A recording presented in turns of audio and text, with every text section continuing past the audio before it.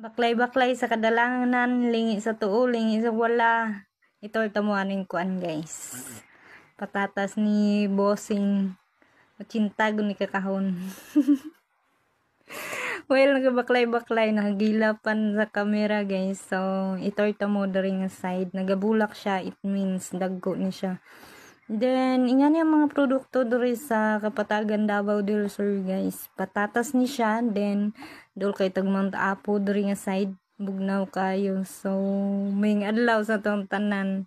Sa nakita ninyo is dako-dako jud siya, then ingani nagakuan na siya. Gabulak siya guys.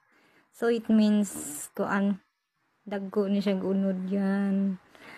Sa amo ani is amo nang ginapukling para ang nutrition mo adto sa unod. So big shout out sa tag-iya ani gapa kayong bulak guys. Then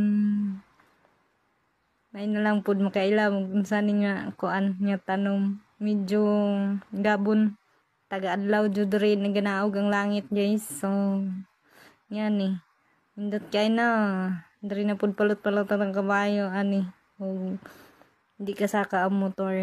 So kana lang sa thank you for watching, bye bye.